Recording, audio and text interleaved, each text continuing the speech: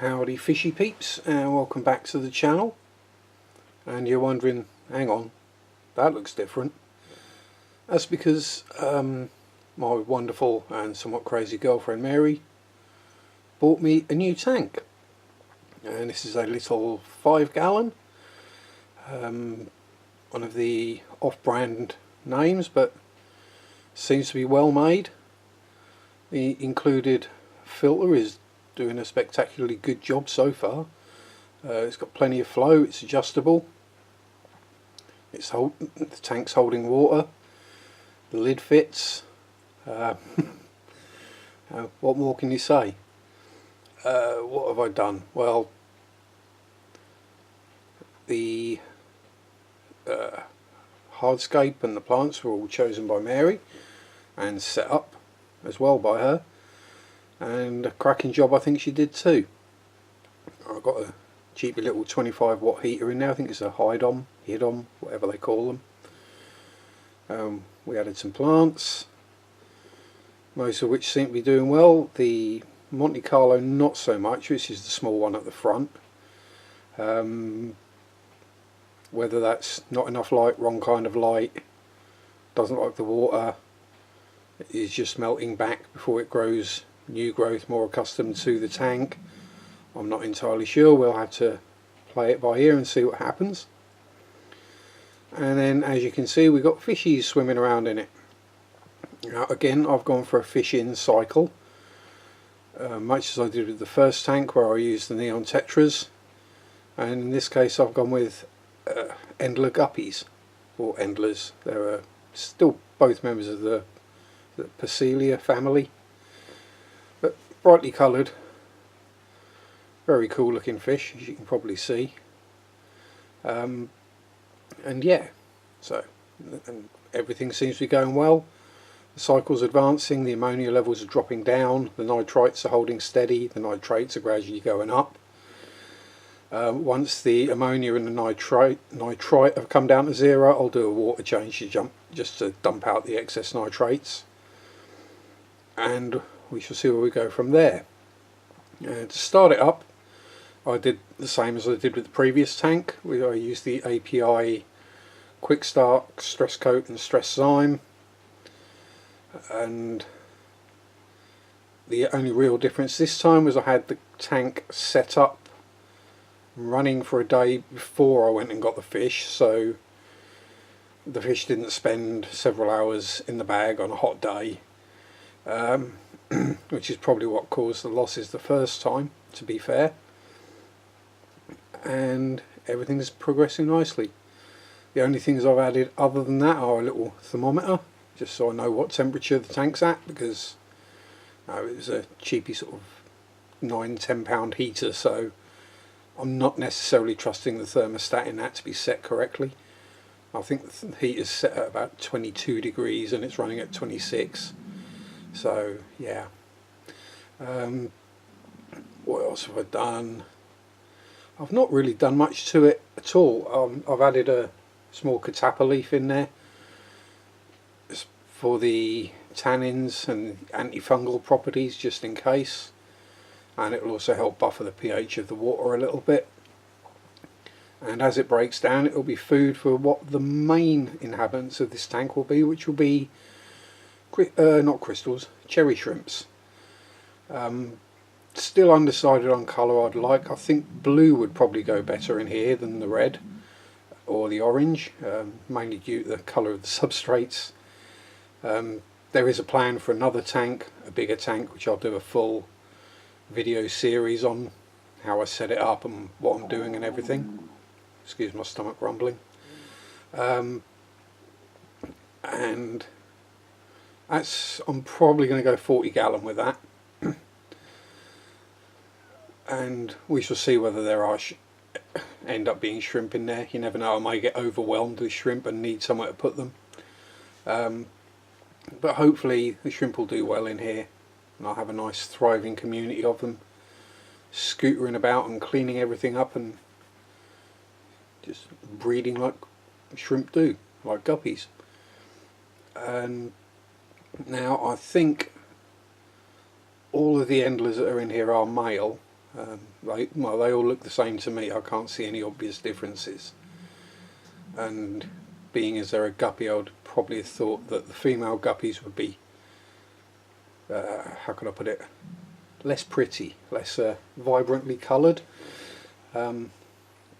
So what I may end up doing is taking maybe 4 of the guys out of here, popping them into the 15 gallon, the Fluval Flex, and then adding a couple of females into here.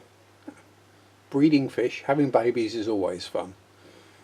As long as you don't have to change your nappies and they start crying and all that stuff. You know, fish babies are good. So I do have a couple in the Flex at the moment. Little baby platies. Not that you'd probably be able to see them on video, but they're there, they're doing well. So I think that pretty much covers it for this tank. I don't think there are any other future plans. As I say, 5 gallons, so there won't be a lot of room for much else. Shrimp, there'll be a few snails probably go in there. Probably some nerites or maybe some Malaysian trumpets or something like that, just to assist with cleanup. But hopefully, as I say, everything will grow in nicely. There'll be plenty of cover for baby shrimps, and it will continue looking good. Now, if you, again, as I said, if you've got any questions, pop them in the comments below. I'll try my best to answer them. If you're just in rage mode to go about doing a fishing cycle, yeah, not interested. It's one of those things. There are different ways of doing it, and just because the internet says you have to do it this way, that's not the only way you can do it. As you can see, these have been in here a week. They're all swimming about happily, doing fine. I've not lost any. None are showing any obvious signs of stress or illness or anything like that. As you can see, I mean, a couple of the larger ones are displaying quite happily.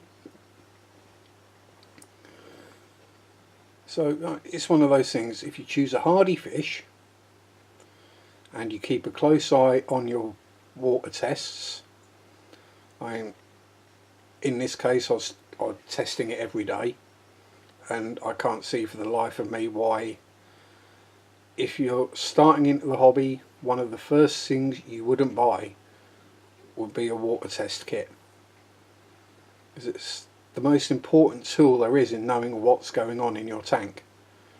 Because you can't look at the water and go, oh yeah, that's got a lot of ammonia in it, or nitrites. I mean, by the time it starts to smell of ammonia, everything's going to be dead. You know, it's. I do read a lot of stuff on Facebook and various internet-y places where people say, oh, I don't know what's going on. What's happening? Why are my fish dying? And someone says, what are your water parameters? And I go, I don't know. And then they have to go to the pet shop and probably pay to get the water tested, and then find out they've got high ammonia or high nitrate or something like that, or the pH has crashed. So to me, spending, what is it, £22-23, or depending on if it's on offer or not, I suppose it might be 30 if it's not, spending that on a test kit that will last quite a while. I mean, I've been doing pretty much daily water tests now for a month, and I've still got plenty of testing fluid left. And once, so with the other tank, now I know that's running smoothly. I'm just doing water tests twice a week. If it carries on doing that, I'll start doing them once a week, just before I do a water change. You know, it's that simple. If you just spend a bit and buy that, okay, you might have to wait another week before you can buy the fish, if money's a bit tight or whatever, but would you rather have to wait another week to buy the fish and then be able to figure out what's going on if something goes wrong? Or would you rather get the fish quicker, have them die, and then have to buy them all again because the tank is doing something strange? To me, it's a no-brainer. I mean, in fact, my local pet store is a branch of Maidenhead Aquatics, and they've just changed. They are charging to do water tests now. Okay, so by the time you've been up there 4 or 5 times, you could have paid for a water test kit. And yeah, but there we go. It's just my 2 penneth. Not quite a rant, but I'm new enough to the hobby that I don't know enough to rant about things. I have facts or opinions that are set in stone, and there are certain things that are fact, but opinions are always subject to change, and as I learn more, my opinions may change. But we shall see how we go. Anyway, that's enough of me waffling about this one. Time to set the camera up and do a update on the other tank. So, as these will probably be coming out a week or so, maybe a fortnight apart, enjoy your fish keeping or your modelling, depends whichever or both you do. Peace out, rock on, and bye bye.